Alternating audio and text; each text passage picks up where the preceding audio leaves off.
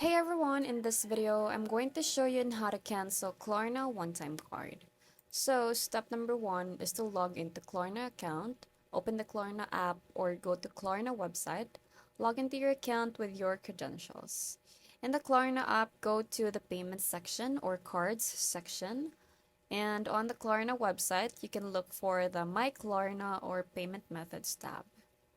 Find the one-time card that you want to cancel. You might see an option to manage or view card details.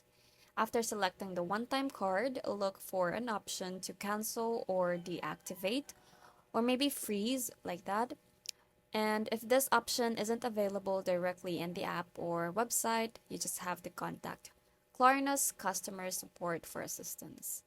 And then if the option is available, then follow the prompts to confirm the cancellation. Ensure the card is no longer active, especially if it's a virtual card that's used for one-time purchases.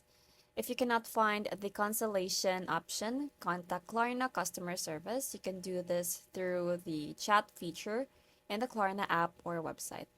Alternatively, call Klarna's customer support or email them. And that's basically it. That's how you cancel Klarna one-time card. I hope you find this video helpful. Thanks for watching, and I'll see you in the next one. Bye!